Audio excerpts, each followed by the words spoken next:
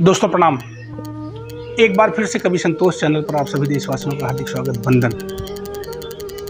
मौसम थोड़ा सा ठंडा हुआ है, हमारे यहाँ बरसात हो रही है और हमारे यहाँ नहीं पूरे उत्तर प्रदेश में बारिश हो रही है। तो बारिश का मौसम है और बरसात शुरू है, तो सबसे पहले तो मैं कहूँगा कि बहुत सुहावना मौसम हुआ है। खेती गृहस्थी को भी बड़ा लाभ हो रहा है इस मौसम से। मुझे भरोसा है कि आपके यहाँ भी बारिश आने वाली होगी या आ चुकी होगी।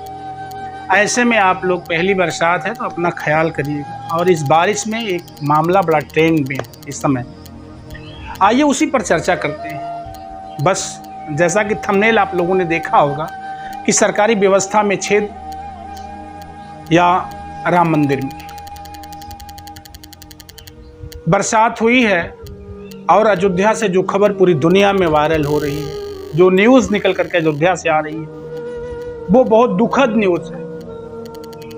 सबके लिए पीड़ा का विषय है ये, पूरे देशवासियों के लिए, जो लोग राम को मानते हैं उनके लिए दर्द का विषय है कि इतने वर्षों तक, लगभग 25 साल तक भगवान राम को तंबू में रखा गया। मामला विचाराधीन था, मुकदमा चल रहा था।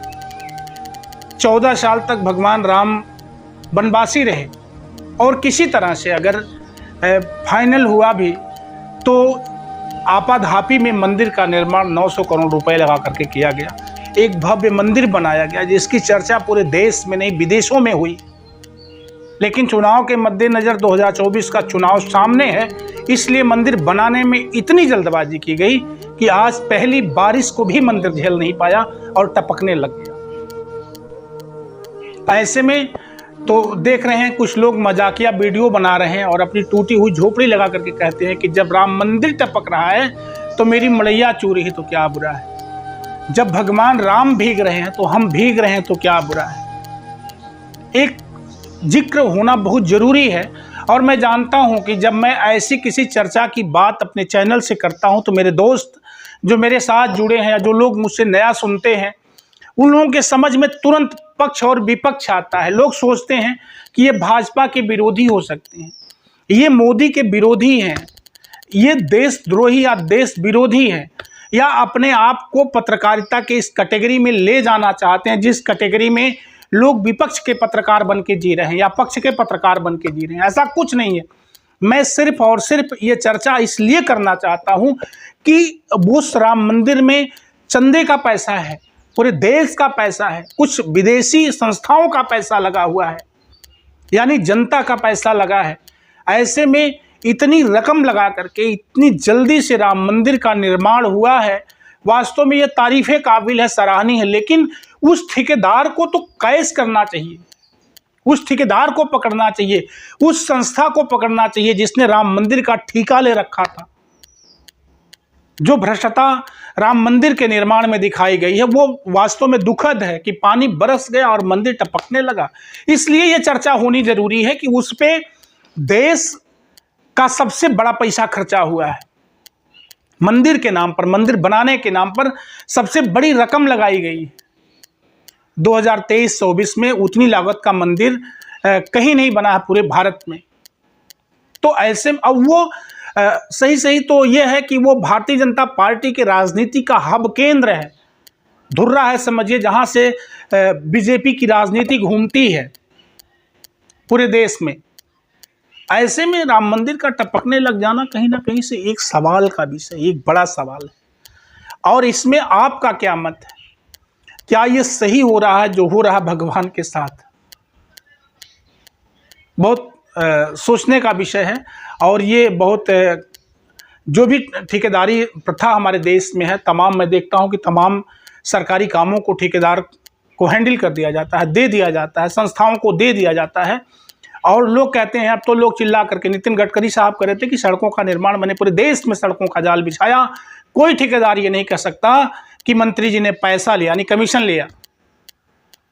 तो जहां लोग, यानी जो वर्तमान के मंत्री हैं, जो वर्तमान के विधायक हैं, वो अगर इस तरह से चिल्ला करके कहते हैं कि कमीशन मैंने नहीं लिया, तो निश्चित तौर पर अगर इतनी बड़ी लागत कहीं लगाई गई तो उस लागत का क्या परिणाम ऐसा होना चाहिए। अभी ओम प्रकाश राजभर जी मंच से बोल रहे हैं कि नौकरी चाहिए तो सिर्फ एडमिट कार्ड आने दीजिए, कॉल लेटर आने दीजिए।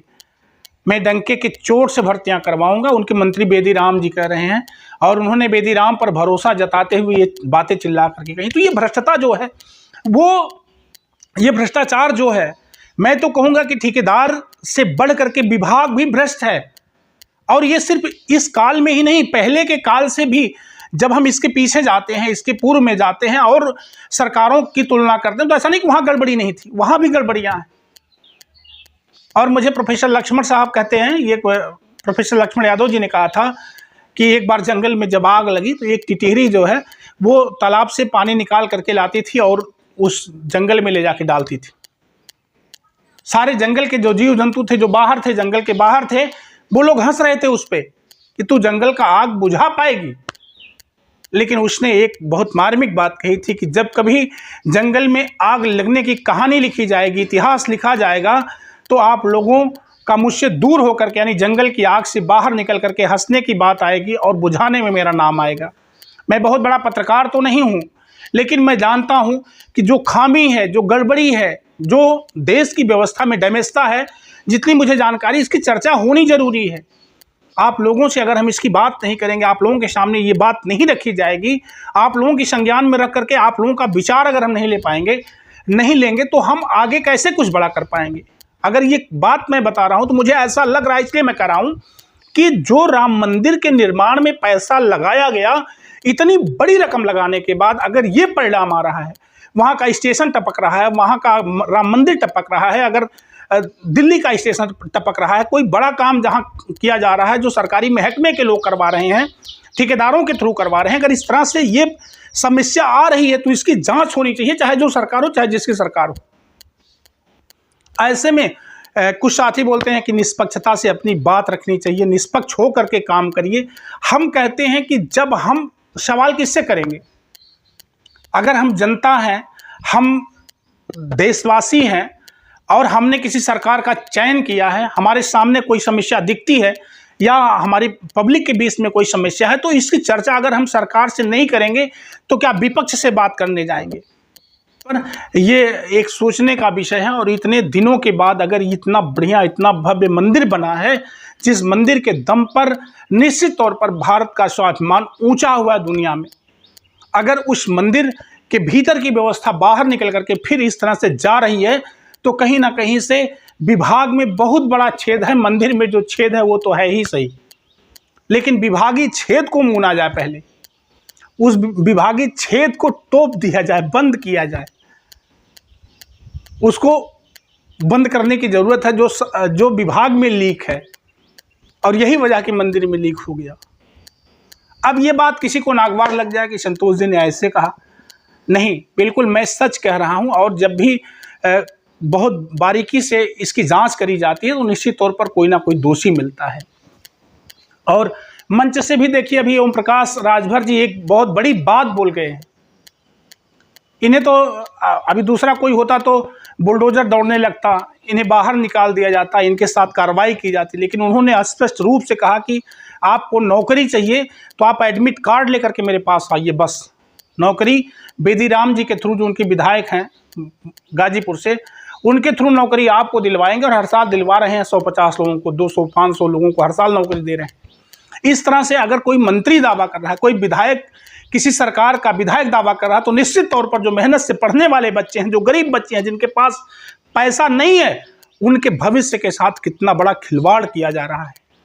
अगर सरकार के मंत्री और विधायक या बड़ी पकड़ वाले लोग अगर इस तरह से करते हैं, तो समझिए जो मेहनत से पढ़ने वाले बच्चे हैं उनके साथ कितना घिनौना अपराध किया जा रहा है। ये भी सोचने का विषय है। तो बहुत ढेर सारे मुद्दे हैं, अगर हम स्टेप टू स्टेप बात करें तो बातें बहुत लंबी हो जाती हैं। लेकिन मुझे अच्छा लगता है जब बहुत कोई बात कुरेदने लगती है, जब कोई बहुत बात दिल को छूने लगती है, तो मेरा मन करता है कि हम चर्चा कर लें। बारिश का मौसम है, बरसात हो रहा है। अब एक खबर जो वायरल हो रही है, बार बार निकल करके आ रही है, मेरा मन कहा कि मैं भी इस पर बात करूं। मुझे बिल्कुल ये अच्छा नहीं लगा है कि जिस ठेकेदार को इतना बड़ा काम दिया गया, अगर उस ठेकेदार ने इतनी बड़ी नालायकी करी है, तो उसके साथ सरकार व्यवहार कब करेगी, उसके साथ उसके किए का दंड उसे सरकार कब देगी। बस ये इंतजार का विषय है। और मुख्यतः हम ही नहीं, जितने भी राम भक्त हैं, जितने भी सनातनी हिंदू हैं, जितने लोग राम को मानते हैं, लगभग सबकी निगाहें अब उस मंदिर में हुए छेद को देख रही हैं कि भगवान के सर पर जो ये टपक रहा है ये बंद कब होगा, और इसमें घुसखोरी दलाली करने वाले लोग, इस मंदिर के चंदे से खेल करने वाले लोगों का बुरा असर कब होगा, इनको इनकी सज़ा कब मिलेगी। ओम प्रकाश राजभर जो नौकरी बांट रहे हैं एडमिट कार्ड आने के बाद, ऐसे मंत्री को बर्खास्त कब किया जाएगा, या इनसे सवाल सरकार कब पूछेगी कि ऐसा क्यों कर रहे हैं आप। या उन बच्चों को के लिए एक बड़ा सवाल है जो पढ़ने वाले बच्चे हैं और जिन बच्चों के साथ ये मंत्री जी इतना बड़ा खिलवाड़ कर रहे हैं कि जिनके पास पैसा है उसे नौकरी दे रहे हैं, या एडमिट कार्ड लेकर के उनसे संपर्क करिए, जो लोग उनके परिचित हैं उनको नौकरी दे रहे हैं। बच्चा पढ़ने में कैसा, इससे बहुत मतलब नहीं है।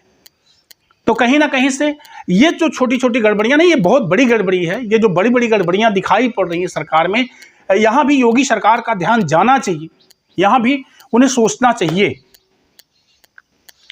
और इसके साथ साथ मेरे पिछले वीडियो में तमाम दोस्तों ने मुझे कमेंट किया था, अपनी सलाह दी थी। मैं उन सभी दोस्तों का बहुत बहुत शुक्रगुजार हूँ जिन लोगों ने अपना बहुमूल्य और कीमती समय देकर के मेरे चैनल को वॉच किया है, या पढ़ने वाले वीडियो को जो लोग सुनते हैं, जो लोग देखते हैं, जिन लोगों ने मुझे सब्सक्राइब किया है, उन सबका मैं तहे दिल से स्वागत बंधन करते बहुत बहुत आभारी और ऋणी हूँ। आपका एहसान मुझ पर जीवन भर रहेगा। बस मुझे भरोसा है कि किसी तरह से आप लोग मेरा साथ दे करके मेरी भी खबर को, मेरी भी वार्ता को एक दूसरे तक शेयर करेंगे, पहुंचाएंगे, ताकि हम आपके लिए कुछ बड़ा और बेहतर कर सकें, कुछ अच्छा सोच सकें। इन्हीं चंद शब्दों के साथ आप लोगों से हम विदा लेते हैं। जय हिंद, जय भारत। आपका संतोष।